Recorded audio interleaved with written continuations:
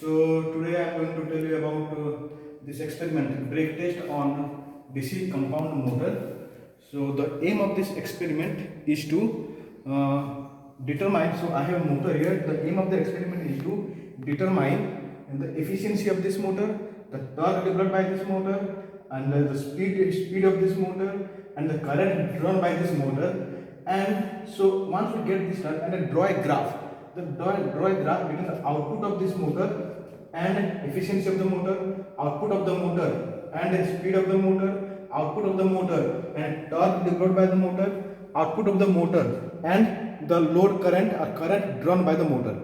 So we have to draw these four graphs. That is the aim of this experiment. Okay, the main thing is this efficiency.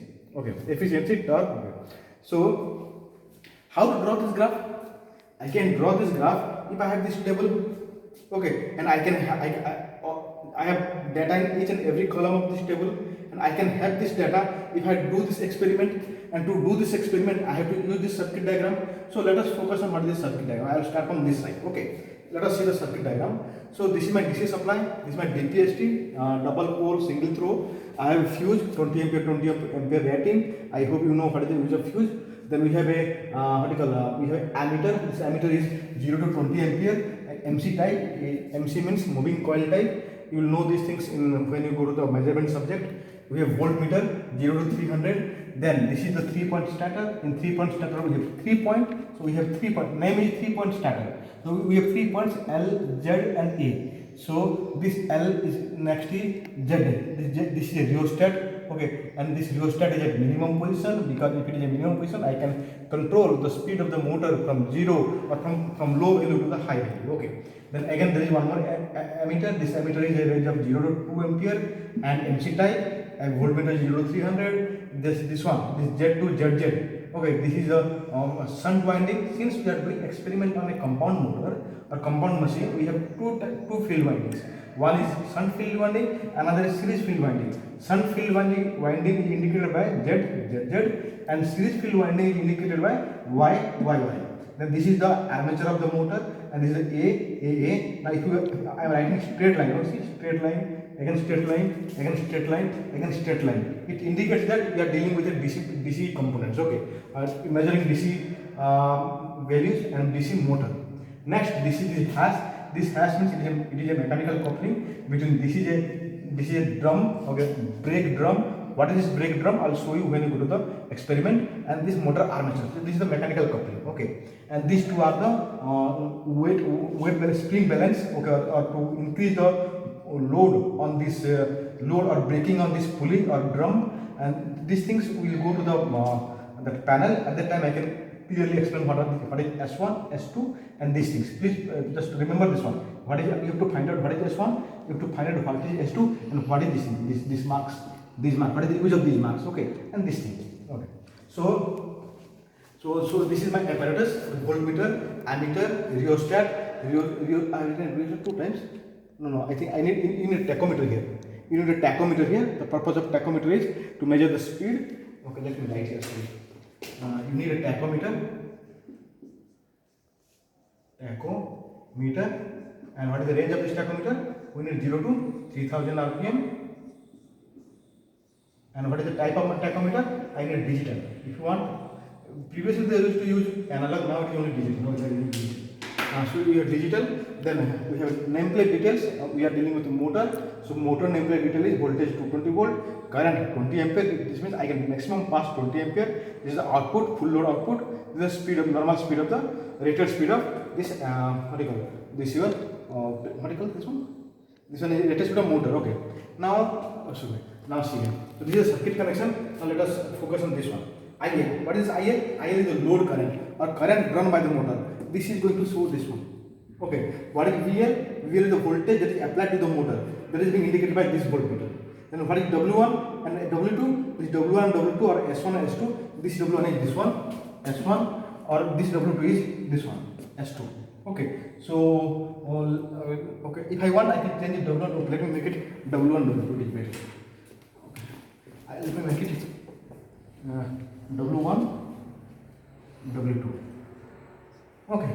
Next, we have then net W is equal to W1 minus W2, net load applied. This is the speed of the motor we will get from the tachometer. Then this is W1 and W2 reading, we are going to get it from here. From here we will get the W1 and W2 reading.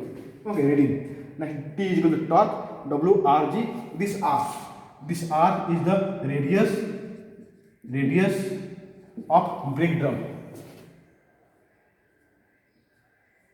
Okay, radius of the brake drum. Then P0 is the output. This is the part we want. See this output. This output is this one. 2 pi n by 60. We know n 60. Then P in is equal to VL IL.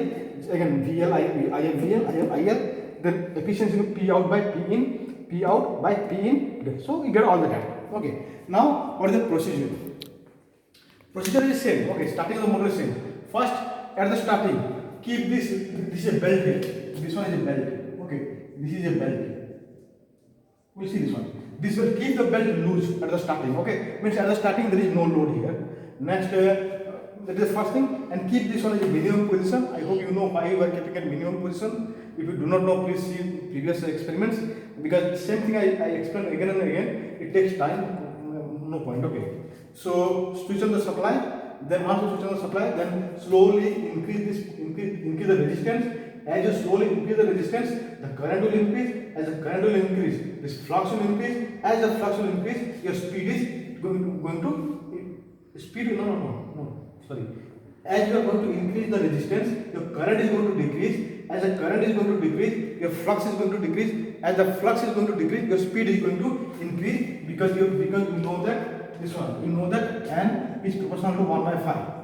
Okay, so by increasing the resistance, your speed is going to increase. So increase the speed up to the rated speed of 1500 rpm. So you have to keep on increasing this one until you are getting 1500 rpm in your tachometer reading. Okay, once you get this one, then note down at the starting. What is the situation? At the starting, there is some current. You get some current. You will get some voltage. W1, W2, you are not applying anything because you are keeping your belt loose. So you will see 0 and 0. You will see 0 and 0. Once you are seeing 0, 0, again you get 0 here. Again you will see 15. I am setting the speed at 1500 rpm. Okay. Next you can find out T. What is T? T is equal to W into RG. But W is equal to 0, so T becomes 0. Okay. Again T0, 2 pi nt. Sorry, formula is wrong. 2 pi nt by 60. Okay. Again since T0, the T0 becomes 0. P in is something. Now some P0 is 0, so efficiency becomes 0. So first point is 0 to start from the top. After then, this is the first reading. Okay, without applying any load. Next you apply some load. How to apply load? I'll tell you. Okay. Next you apply some brake. Okay. Once you apply some brake here, then you see some readings here. Okay. And we will take around 8 readings, 8 or 10 readings. After then, we'll complete the tabulation. Okay. Table is over. Next is switch off. How to switch off? How to turn off? Turn off the entire system. Means again at the starting it was loose, but during the experiment we have tightened it. So again untighten it or again make it loose.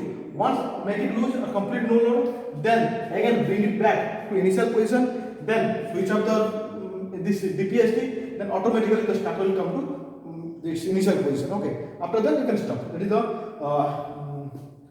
what is all about your procedure. Okay. Next we will go and do the experiment. Thank you.